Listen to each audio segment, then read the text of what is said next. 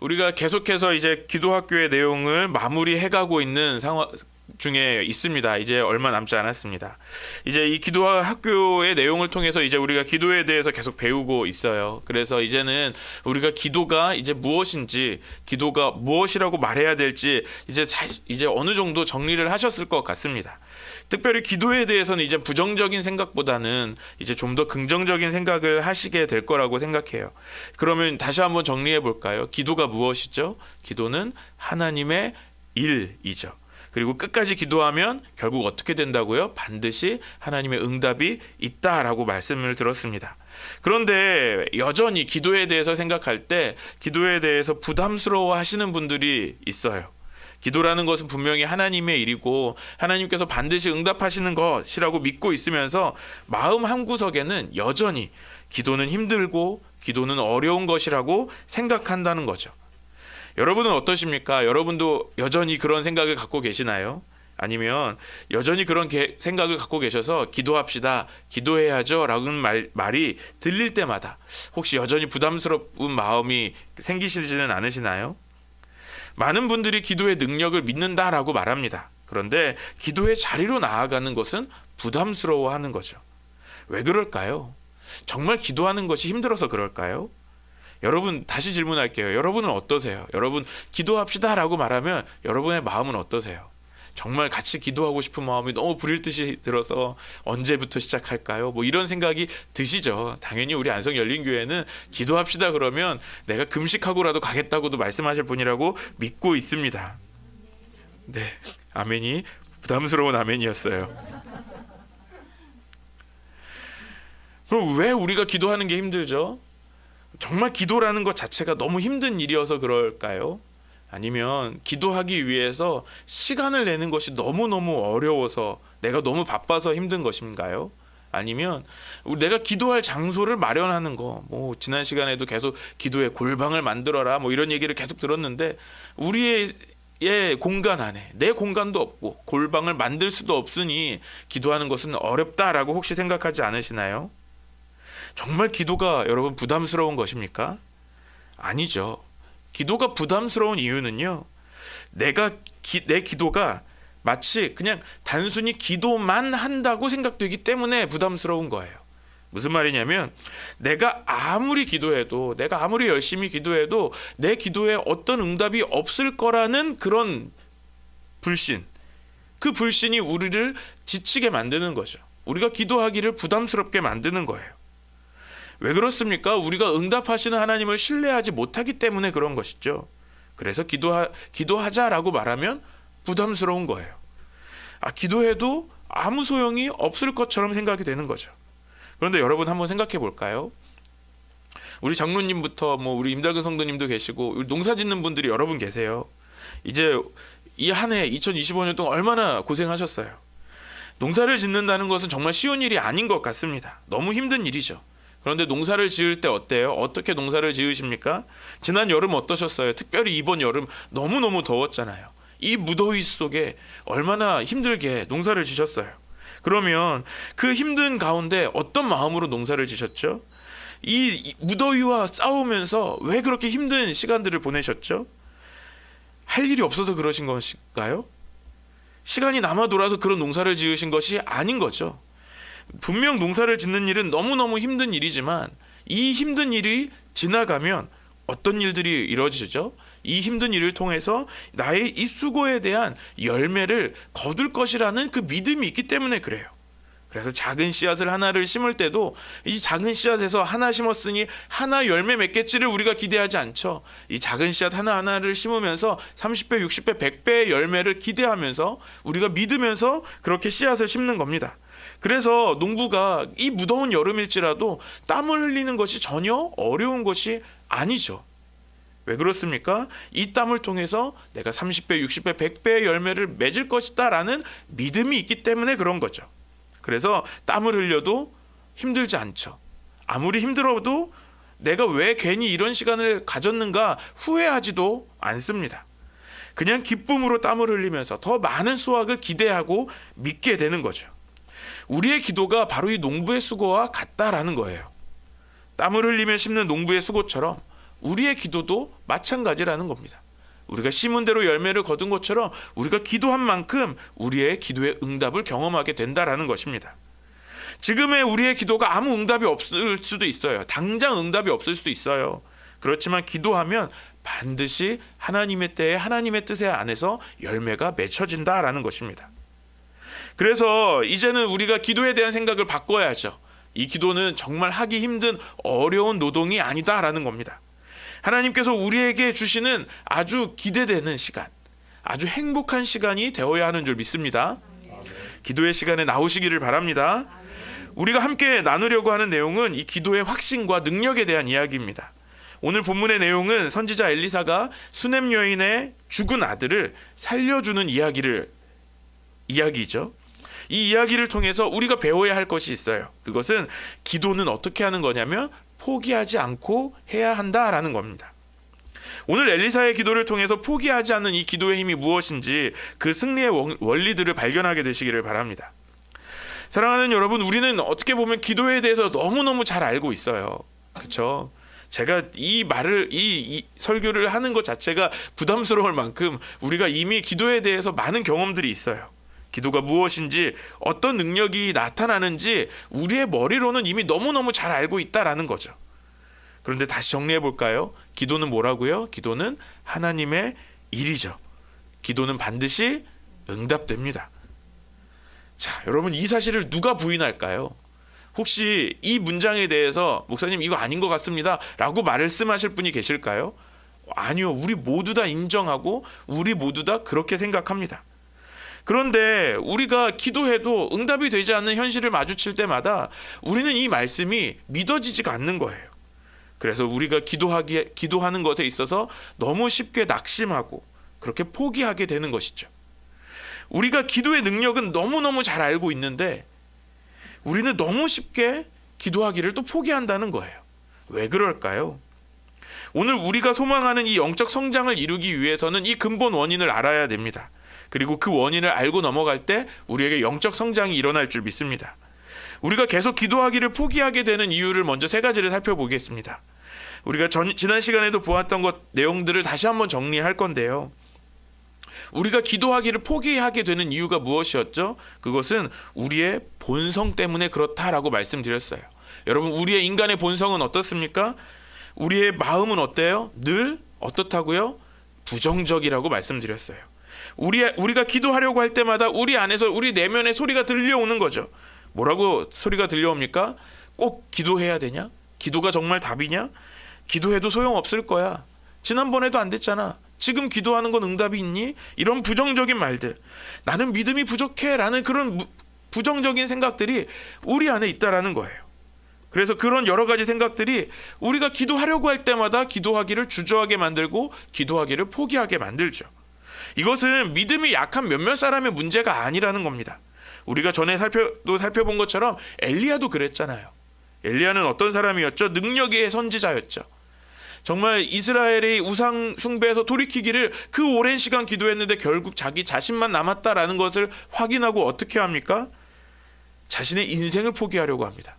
그 낙심한 마음에 모든 것을 포기하고 하나님께 이렇게 기도했죠. 하나님, 이제 저만 남았습니다. 아무도 없습니다. 저 이제 그만두고 싶어요 라고 기도하는 거예요. 이 엘리야의 마음이 오늘 우리가 가지고 있는 우리의 본성인 거죠. 우리는 부정적이에요. 이것이 바로 인간의 본성이죠. 그래서 우리가 기도할 때 갑자기 포기하고 싶은 마음이 들 때가 있죠. 그때마다 우리가 이것을 깨달아야 됩니다. 이것은 내 진짜 마음이 아니라, 진짜 마음이기도 하지만 인간의 본성이다. 내가 기도하지 못하도록 내 안에서 들려오는 나의 목소리다라는 것을 알아야 돼요. 그 부정적인 본성을 발견했다면 우리 어떻게 해야 될까요? 회피할까요? 이겨내야 되죠. 돌파해야죠. 진리를 말해야죠. 기도는 하나님의 일이고 하나님께서 반드시 응답하신다라는 것을 우리 안에서 계속해서 생각하면서 되새기면서 기도의 자리로 나와야 하는 것입니다. 두 번째로 우리가 기도하기를 포기하게 되는 이유는 기도 응답이 내 생각대로 되지 않는 우리 눈앞에 보이는 현실 때문에 그렇죠. 우리는 기도할 때마다 응답을 기다립니다. 그런데 우리가 기도하는 응답은 어떤 것이죠?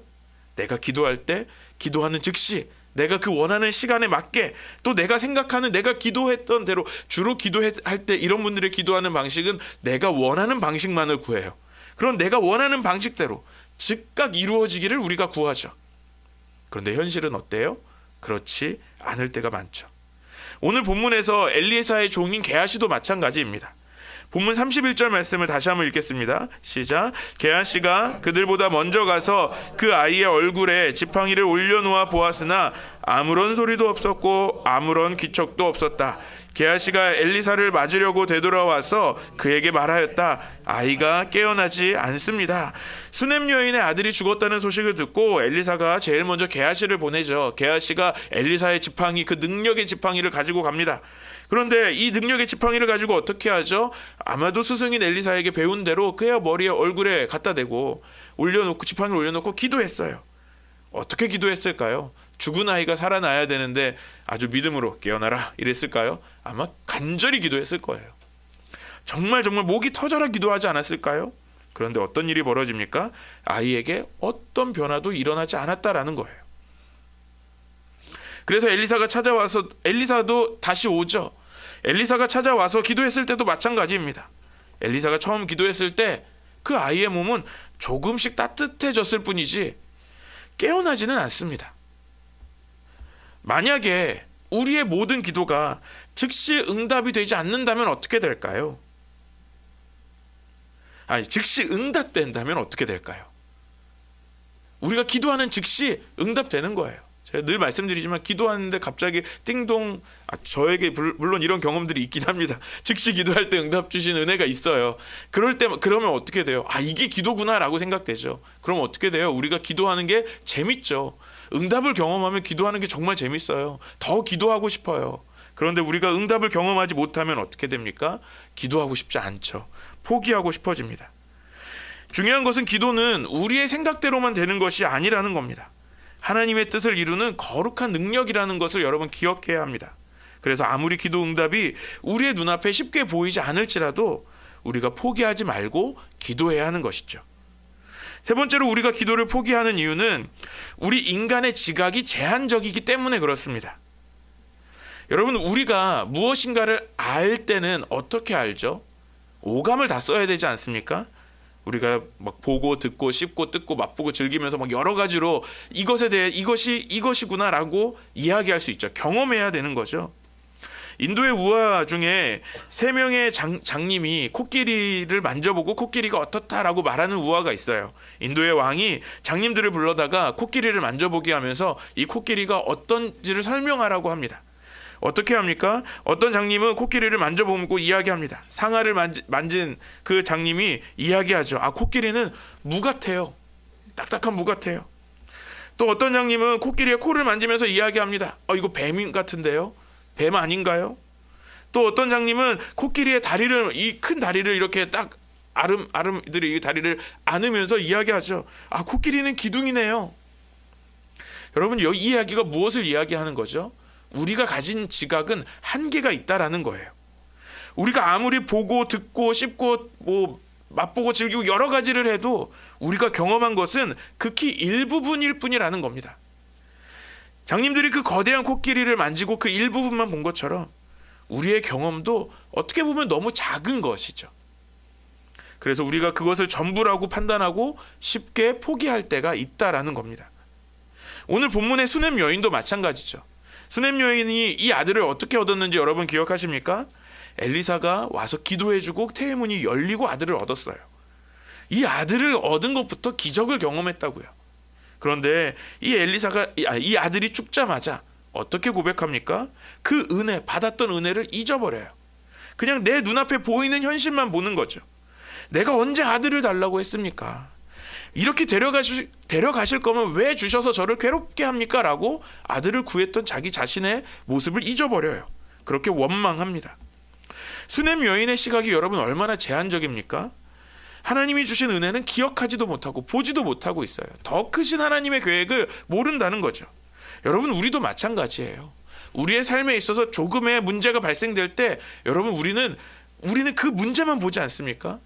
우리가 이전에 우리를 인도하시고 우리에게 놀라운 구원의 은혜를 주신 그 은혜는 하나도 기억하지 못하고 지금 당장 어려운 것만을 이야기합니다. 왜 그래요? 우리의 지각은 제한적인 거예요. 우리의 지각은 하나님의 크신 계획을 보지 못하기 때문에 그렇습니다. 우리가 기도에 대해서 말하는 것도 마찬가지죠. 우리가 머리로는 기도의 능력을 안다고 말해요. 그렇지만 우리는 한계를 경험할 때마다, 그 현실을 볼 때마다 우리는 절망하고 주저앉습니다. 하지만 오늘 본문에서 엘리사의 기도는 다시 한번 이 죽음을 생명으로 바꿉니다. 그러면 이 엘리사의 기도와 그동안 우리가 쉽게 포기했던 기도는 무엇이 다른 걸까요? 그것은 우리의 기도가 응답이 안 되는 기도였기 때문이 아니라는 거죠. 그냥 쉽게 말해서 우리는 자체로 기도를 안 했던 거예요. 오늘 본문에서도 게하시도 기도했어요. 엘리사도 기도했어요. 그런데 하나님의 응답은 즉각적으로 나타나지 않았습니다. 오늘 이 엘리사의 기도를 통해서 이 기도가 왜 특별한지, 결국은 포기하지 않고 기도할 때 어떻게 하나님의 능력이 나타나는지를 우리 함께 보시겠습니다. 그래서 우리가 기도의 장벽을 이제 돌파하고 응답받는 기도의 자리로 나아갈 수 있는 이 세 가지 원리를 함께 보겠습니다. 첫 번째로 엘리사는 어떻게 기도했냐면요, 엘리사는 믿음으로 기도했습니다. 아까 읽었던 31절 말씀 다시 한번 읽겠습니다. 시작. 게하시가 그들보다 먼저 가서 그 아이의 얼굴에 지팡이를 올려놓아 보았으나 아무런 소리도 없었고 아무런 기척도 없었다. 게하시가 엘리사를 맞으려고 되돌아와서 그에게 말하였다. 아이가 깨어나지 않습니다. 엘리사가 오기 전에 게하시는 분명히 기도했습니다. 엘리사의 지팡이를 그 아이의 얼굴에 두고 기도했어요. 그런데 아이는 아무런 변화가 없습니다. 그래서 엘리야에게 이야기하는 거죠. 아이가 깨어나지 않습니다. 기도해도 아무 소용이 없습니다. 그리고 게하시는 기도하지 않습니다. 엘리사가 올 때까지 엘리사를 기다리고만 있는 거죠. 그리고 엘리사가 다시 와서 또 엘리사가 기도합니다. 그런데 곧바로 살아나지 않고 그저 그 아이의 몸이 조금씩 따뜻해지고만 있습니다. 완전히 깨어나지 않았다는 거죠. 엘리사도 어떻게 보면 기도하다가 게하시처럼 포기할 수 있는 상황이었다라는 겁니다. 아이가 살아나지 않았거든요. 눈앞에는 그냥 죽어있는 아이만 보이는 거예요. 저기서는 엄마가 울고 있겠죠. 게하시는 기도해도 소용없다라고 말하고 있을 거예요. 그런데 엘리사는 거기에서 멈추지 않았습니다. 눈앞에 응답이 없는 환경, 응답이 없는 상황이 눈앞에 펼쳐지지만 엘리사는 그 눈앞에 있는 것을만 보고 있지 않고 응답하시는 그 하나님을 바라보고 있었던 것입니다. 그래서 엘리사는 어떻게 합니까? 포기하지 않고 계속해서 기도합니다. 기도는 현실이나 사실을 기반으로 하는 것이 아니라는 겁니다. 기도는 살아계신 하나님을 신뢰하는 마음으로 해야 한다라는 것이죠. 그리고 어떻게 됩니까? 엘리사의 믿음대로 되었다라는 것이죠. 엘리사가 다시 기도할 때 이제 아이가 완전히 깨어납니다. 포기하지 않고 기도할 수 있는 이유는 바로 이 믿음 때문인 것이죠. 사랑하는 여러분, 우리 하나님은 반드시 기도 응답을 하시는 분이십니다. 그 믿음이 있다면 오늘 우리가 기도하기를 멈출 수가 없는 거죠. 믿음으로 포기하지 않고 계속해서 기도하는, 끝까지 기도하는 저와 여러분 되시기를 소망합니다. 두 번째로 우리가 엘리사가 포기하지 않고 기도할 수 있었던 이유는 성령의 인도하심을 따라서 기도했기 때문에 그렇습니다. 오늘 35절 말씀 같이 읽겠습니다. 시작. 엘리사가 잠시 내려 앉았다가 집안 이곳저곳을 한번 거닌 뒤에 다시 올라가서 그 아이의 몸 위에 몸을 포개어 엎드리니 마침내 그 아이가 7번이나 재채기를 한 다음에 눈을 떴다. 엘리사가 첫 번째 기도하고 난 다음에 그 아이가 곧바로 깨어나지 않았다라고 말씀드렸어요. 그런데 그랬을 때 엘리사가 어떻게 하죠? 집안에 다니면서 이리저리 다니면서 시간을 보냅니다. 왜 그랬을까요? 집안을 다니면은 엘리사의 마음은 어떤 마음이었을까요? 그렇게 집안을 이리저리 다닌 다음에 엘리사가 어떻게 하죠? 아이의 위에 올라 엎드려서 다시 기도합니다. 엘리사의 행동을 그냥 다시 한번 우리가 그림으로 그려보면, 머릿속으로 그려보면 이상하죠. 갑자기 기도했는데 응답이 없다고 갑자기 집에서 왔다 갔다 하더니 갑자기 아이 위에 올라가서 다시 기도를 해요. 왜 그랬을까요? 엘리사가 왔다 갔다 하는 행동들을 어떻게 생각하세요? 혹시 엘리사가 걱정했을까요? 이거 응답 안 되면 큰일 나는데, 내가 이제 선지자의 일을 못할 것 같은데, 이런 염려함으로 왔다 갔다 했을까요? 그런데 우리가 아는 엘리사는 그러지 않았을 것 같아요. 아, 이거 기도해도 소용이 없구나라는 마음으로 왔다 갔다 했을까요? 아닐 것 같아요. 아마도 엘리사는 그 왔다 갔다 하면서 기도했을 거예요. 하나님, 어떻게 해야 될까요? 하나님, 지금 이 상황은 어떤 상황일까요? 하나님께 여쭤보면서 성령의 인도하심을 구한 것이죠. 그리고 기도했을 거예요. 주님, 어떻게 해야 될까요? 아이가 살아나지 않습니다. 아이의 몸은 따뜻해지기 시작하는데 아이는 살아나지 않습니다. 그 왔다 갔다 하면서 기도하는 거죠. 그때 하나님께서 말씀하시는 거죠. 다시 기도해라. 그 아이의 몸 위에 올라가서 그렇게 몸을 포개서 엎드려서 기도해라 라고 주님이 말씀하시는 거죠. 그러자 어떤 일이 벌어집니까? 아이가 재채기를 하고 다시 살아납니다. 그 짧은 순간에 엘리사는 성령의 인도하심을 구하고 따랐다라는 것입니다. 에베소서 6장 18절 말씀 같이 보시겠습니다. 시작. 온갖 기도와 간구로 언제나 성령 안에서 기도하십시오. 이것을 위하여 늘 깨어서 끝까지 참으면서 모든 성도를 위하여 간구하십시오. 여러분, 우리의 기도가 한계에 부딪힐 때가 있어요. 내가 무엇을 위해 기도해야 될지, 어떻게 기도해야 하지, 기도하기가 막막할 때가 있는 거죠. 내 힘으로 더 열심히 기도하는 것이 아니라는 겁니다. 내 힘으로는 그렇게 열심히 기도가 안 될 때가 있다라는 거죠.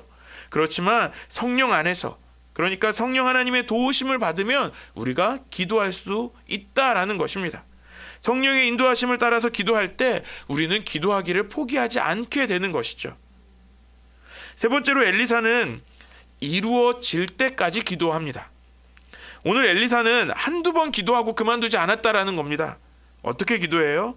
그 아이가 7번 재채기 할 때까지, 그 눈을 뜰 때까지 기도했다라는 거예요. 그러니까 생명의 역사가 완성이 될 때까지, 그 응답을 경험할 때까지 기도했다라는 것입니다. 사랑하는 여러분, 기도하기를 포기하지 말아야 합니다. 혹시 아직까지도 응답이 없어서 기도하기를 멈춘 기도 제목들이 아직 있으십니까? 그렇다면 다시 기도하기를 시작하시기를 바랍니다. 우리가 5만 번 기도 응답을 받았던 조지 뮬러 목사님 계속 이야기하고 있잖아요. 이 응답의 원리, 그분이 가지고 계셨던 응답의 원리가 뭐였죠? 제일 첫 번째 원리, 기도가 응답될 때까지 기도한다. 포기하지 말고 끝까지 기도한다 하였죠. 조지 뮬러가 기도하면 능력이 있어서 그 5만 번의 기도 응답을 받은 것입니까? 아니죠. 조지 뮬러는 응답 받을 때까지 기도했다라는 거예요. 그래서 우리가 계속 얘기했던 것처럼 조지 뮬러가 기도했던 기도 제목 중에 50년 동안 기도한 제목이 있었다고 말씀드렸어요. 바로 믿지 않는 5명의 친구들이었죠. 그 중에 한 명의 친구는 조지 뮬러가 죽을 때까지 믿지 않았어요. 아, 그럼 실패인가요? 아니죠. 그 친구가 결국 조지 뮬러, 자신의 친구가 자신을 위해서 50년 동안 기도한 것을 알고 결국은 하나님께 돌아오죠. 조지 뮬러의 그 기도는 실패한 기도가 아니라는 거죠. 포기하지 않고 기도할 때 반드시 응답이 되는 것입니다. 그러므로 사랑하는 여러분, 기도하기를 포기하지 마시기를 바랍니다. 응답될 때까지 기도하는 저와 여러분 되시기를 소망합니다. 오늘 엘리사가 보여주는 기도 응답의 이 3가지 원리는 오늘 우리에게 주시는 영적인 약속, 하나님이 주시는 약속인 줄 믿습니다. 우리가 믿음으로 기도하고 성령의 인도하심을 따라 기도하고 또 응답이 될 때까지 기도하면 우리는 반드시 하나님이 주시는 그 응답을 경험하게 될 것입니다. 하나님은 우리의 기도에 반드시 응답하십니다. 그럼에도 우리가 기도하기를 포기하게 될 때가 있어요. 왜 그렇죠? 그러면 우리가 그렇게 기도하기를 포기하지 않으려면 또 어떻게 해야 될까요? 2가지를 알아야 됩니다. 왜 응답이 늦어지는지를 알아야 되고요. 왜 하나님의 뜻이 어디에 있는지를 알아야 하는 거죠. 왜 우리의 응답은 내가 생각하는 방향과 다르게 나타나는지를 우리가 알아야 되고요. 우리가 그것을 알 때 하나님의 주권적인 주님의 뜻이 어디에 있는지를 발견하게 되는 것입니다. 그러면 어떻게 되죠? 그 응답을 보게 된다는 거예요. 여러분, 요셉을 한번 생각해 봅시다. 요셉은 어렸을 때부터 꿈을 꿨죠. 어떤 꿈을 꿨죠? 하나님이 주신 꿈이었어요. 그런데 그 요셉의 인생은 어떻게 됩니까? 그가 꿈꾸었던 대로 되지 않습니다. 형들에게 배신을 당해서 노예를 팔려갑니다. 노예 생활을 하다가 또 누명을 쓰고 감옥에 갇힙니다. 그렇게 감옥에서 생활하다가 감옥에서 술 맡은 관원장의 꿈을 풀어주고 드디어 기회가 생겼어요. 그 술 맡은 관원장이 출소할 때, 그 감옥을 나갈 때 뭐라고 부탁하죠? 당신이 복직되면 나를 기억해 주십시오 라고 이야기하죠. 그런데 놀랍게도 성경에서는 그 관원장이 나가자마자 요셉을 잊어버렸다라고 말씀합니다. 그러면 요셉은 그렇게 또 억울한 감옥살이를 2년을 더 하게 되거든요. 요셉에게 그 2년의 시간은 어떤 시간이었을까요? 얼마나 절망적인 시간이었겠습니까? 매일매일 새로운 소식이 들려올 때마다 귀를 쫑긋 열고 새로운 사람이 들어올 때마다 소식을 기다렸을 거예요. 그런데 그 기대는 점점 절망으로 바뀌는 2년의 시간을 보냅니다. 그런데 여기에서 요셉이 그 2년 전에, 그 2년이란 시간을 보내기 이전에 감옥에 나왔다면, 그 술 맡은 관원장이 요셉을 바로 이야기해서 감옥에 나왔다면 어떻게 됐을까요? 아마도 누군가의 집에서 다른 노예 생활을 했을 거예요. 계속해서 여전히 외국인 그 노동자로 살았을 겁니다. 그런데 하나님은 이 2년의 시간을 흘러가는 시간으로 두지 않으셨습니다. 이 2년의 시간을 통해서 바로가 꿈을 꾸게 하시고, 또 그 꿈을 통해서 이제 요셉을 애굽의 총리로 세우시는 하나님의 인도하시는 시간으로 삼으셨다라는 겁니다. 기도가 응답되지 않는 것은 하나님의 거절이 아닌 것이죠. 하나님의 응답이 이루어지고 있는, 하나님의 완벽한 타이밍이 진행 중이라는 것입니다. 우리의 기도가 응답이 더디게 느껴질 때 그것은 거절이 아닌 것이라는 겁니다. 가장 좋은 때를 예비하시는 하나님의 때가 지금 진행 중이다라는 것입니다. 또 기도 응답이 더디게 이루어지는 것은 무엇이죠? 그것은 하나님의 뜻이 있기 때문에 그렇죠. 우리가 계속 살펴본 사도 바울이 그렇잖아요. 사도 바울은 아시아의 복음을 전하고 싶었어요. 그래서 간절히 기도했죠. 그런데 성경에서는 뭐라고 말씀합니까? 예수의 영이 허락하지 아니하셨다라고 기록합니다. 사도 바울이 그 사역하러 나가는 그 길을, 아시아로 나가는 길을 군인들이 막았다라는 것이 아닙니다. 세상이 막았다는 것이 아니에요. 핍박하는 자들이 가로막고 있어서 피해갔다는 것도 아닙니다. 예수의 영, 성령께서 직접 그 길을 막으셨다라는 것이죠. 우리는 내 기도가 막히는 것처럼 보일 때 우리는 실망하고 좌절합니다. 그러나 바울은 그 막힌 길을 그대로 끝내지 않습니다. 건너와서 우리를 도우라는 그 마게도냐 사람의 환상을 보고 하나님의 응답을 경험하죠. 복음이 확장되는 더 크신 하나님의 뜻이 있다는 것을 보고 그 하나님의 말씀에 순종합니다. 사랑하는 여러분, 내 기도가 막힌다는 것은 실패가 아닙니다. 우리 아버지 하나님은 우리를 더 좋은 길로 인도하시는 분이십니다. 그것은 바로 하나님의 뜻이 있다라는 거죠. 말씀을 마무리합니다. 기도는 우리의 노력이나 나의 일이 아닙니다. 하나님의 일입니다. 그래서 우리의 부정적인 본성과 우리의 제한된 시각을 뛰어넘어야 합니다. 어떻게 해요? 믿음으로요. 성령의 인도하심을 따라 기도할 때 하나님은 반드시 응답하십니다. 그런데 우리가 왜 기도를 포기하죠? 전도를 생각해 볼까요? 여러분, 우리가 전도하기를 쉽게 포기할 때가 있잖아요. 그러면 한번 생각해 보죠. 우리가 전도하기 위해서 얼마만큼 노력하셨습니까? 한 번, 두 번 만나면 능력이 나타나야 되죠. 너무 짧았나요? 10번은 만났죠. 그쵸? 그래도 거절당하죠. 그러면 우리의 전도는 실패니까 다시는 전도하기를 포기하면 되는 것일까요? 그런데 여러분, 한 사람이 교회에 나오기까지 평균 70번에서 100번의 접촉이 있어야 된다 그래요. 여러분, 기도도 마찬가지입니다. 혹시 여러분 이삭처럼 20년을 기도해 보신 분 계신가요? 아니면 우리가 처음 이야기했던 조지 뮬러처럼 하나의 기도 제목을 위해서 여러분 50년을 기도해 보셨습니까? 우리가 내가 이 정도까지 할 수 있어 라는 내가 할 수 있는 수준으로 기도를 판단해서 안 된다라는 거예요. 조금 해보고 내가 해봤는데 안 되구나, 안 된다라고 포기하지 말아야 한다라는 것입니다. 여러분, 우리의 기도가 응답이 안 되는 것이 문제가 아니라요, 우리가 기도를 안 하는 게 문제인 거죠. 오늘 우리가 포기했던 기도 제목들이 있다면 우리 다시 그 기도 제목을 붙잡고 기도를 다시 시작하시기를 바랍니다. 응답되지 않은 것으로 내 마음이 낙심해서 만약 저 바닥으로 떨어져 있다면 그 떨어진 마음을 다시 일으켜 세워야 합니다. 그리고 오늘부터라도 다시 시작하시기를 바랍니다. 오늘 그 즉시 응답이 없더라도 이렇게 하는 거예요. 주님, 제가 한 번 더 기도하겠습니다. 오늘 내게 응답은 없을지라도 주님, 한 번 더 기도하겠습니다. 하나님, 내일 또 기도할 겁니다. 내일 모레도 기도할 겁니다. 이렇게 계속해서 포기하지 않고 기도하는 거죠. 우리가 그렇게 우리의 믿음으로 포기하지 않고 기도할 때 오늘 죽음에서 생명으로 바꾸시는 그 하나님의 응답을 경험하게 될 줄 믿습니다. 끝까지 포기하지 않고 믿음으로 기도하는 저와 여러분들 되시기를 소망합니다. 그래서 우리 안성열린교회가 포기하지 않은 기도로 날마다 하나님의 그 응답을 경험하는 믿음의 공동체 되기를 주님의 이름으로 간절히 축원합니다. 우리 다 같이 기도하시겠습니다. 살아계신 하나님 감사합니다. 하나님은 우리의 기도를 항상 들으시고 반드시 응답하십니다. 하지만 우리의 한계는 주님이 주시는 그 응답을 경험하지 못하게 만듭니다.